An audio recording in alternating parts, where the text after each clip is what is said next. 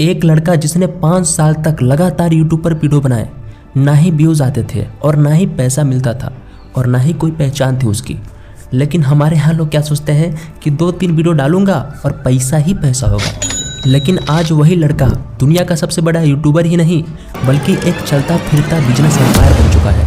और सबसे खतरनाक बात, अगर तुमने ध्यान से देखा हो तो उसका हर एक वीडियो एक बिजनेस स्ट्रेटजी होता है।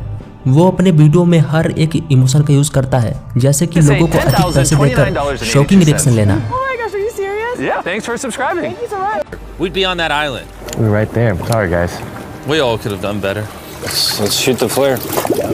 Challenge video. I'm not failing again. I'm gonna go board this helicopter and I'll catch you later. और चैलेंज को पूरा ना होने पर सैड रिएक्शन देकर लोगों के दिल में जगह बनाना। मिस्टर बीस्ट यानी कि जिमी था तो एक नॉर्मल लड़का, लेकिन उसका सपना नॉर्मल नहीं था। जहां 17 और 18 की उम्र में लड़के लौंडिया बाजी करते हैं, वो दिन रात सिर्फ एक ही चीज़ को सोचता था, यूट्यूब यूट्यूब यूट्यूब। वो सोचता था मैं भी एक दिन यूट्यूबर बनूंगा ही। और क्या तुम भी सोचते हो? कमेंट में बताओ।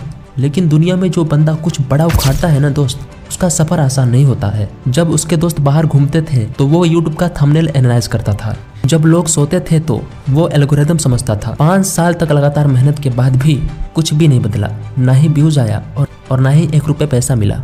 मैं बताऊं एक रियलिटी, 99% लोग यही पास हार मान जाते हैं। लेकिन उसने इस हार को एक चैलेंज की तरह लिया। एक दिन उसके दिमाग में एक आइडिया आया, क्यों ना मैं 1 से लेकर 1 लाख तक की गिनती करूं।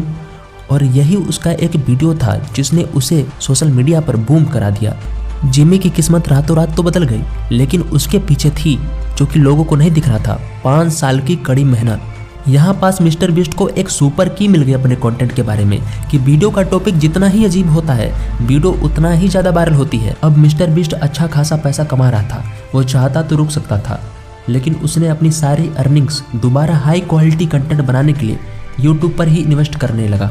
अब था कुछ बड़ा करने का टाइम। उन्हें पता था कि जिंदगी भर यूट्यूब के सहारे वो नहीं रह सकते।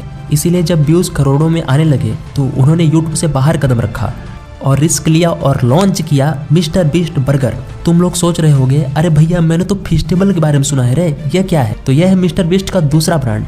मिस्टर बीस्ट का बीस्ट बर्गर एक ऐसा मॉडल था जिसके पास कोई रेस्टोरेंट नहीं था, लेकिन फिर भी लाखों के ऑर्डर आ रहे थे। अगर तुम इनका बीस्ट बर्गर का बिजनेस समझना चाहते हो तो एक लाइन में समझो, जैसे हमारे यहाँ स्विगी और जोमेटो है ना, वैसे ही ये भी था, जिसमें डिलीवरी करने के बदले रेस्टोरेंट से एक छोटा सा चार्ज करते थे मिस्टर बीस्ट, क्योंकि उनके नाम से बर्गर बिकता। अब इंतजार खत्म। पास्ट बिजनेस के सक्सेस से उन्हें यह तो पता चल गया था कि उनका कोई भी बिजनेस चल जाएगा। इसीलिए उन्होंने लॉन्च किया फेस्टिवल्स, मोस्ट प्रॉफिटेबल बिजनेस। यहाँ भी वो स्ट्रेटजी काम कर गई। लोगों ने फेस्टिवल को बहुत ज़्यादा खरीदा, लेकिन लोग फेस्टिवल को नहीं, मिस्टर बीस्ट के ट्रस्ट को खरीद रहे थे, जो कि उन्होंने इतने सालों में बनाया था। Mister beast revenue model. Mister beast का रेवेन्यू मॉडल बहुत ही ज़्यादा यूनिक है। समझो कैसे। सबसे पहले उनके रेवेन्यू मॉडल में आता है यूट्यूब। यूट्यूब उनका फ्री मार्केटिंग मशीन बन गया है। कैसे? क्योंकि उनके वीडियो में करोड़ों व्यूज आते हैं, जिसके चलते उनका कोई भी प्रोडक्ट का एडवर्टाइजमेंट फ्री में ही हो जाता है। दूसरा है उनका फेस्टिवल, जो कि चॉकलेट और कुकीज का ब्रांड है। इससे लॉन्ग टर्म ब्रांड ट्रस्ट बनता है, क्योंकि लोग उनका प्रोडक्ट खरीदते हैं और इस्तेमाल करते हैं। फिर आता है मर्चेंडाइज। जो मिस्टर बीस्ट की मर्चेंडाइज है वो उनके लिए एक्स्ट्रा रेवेन्यू ऑफ सोर्स है। और लास्ट में आता है मिस्टर बीस्ट बर्गर।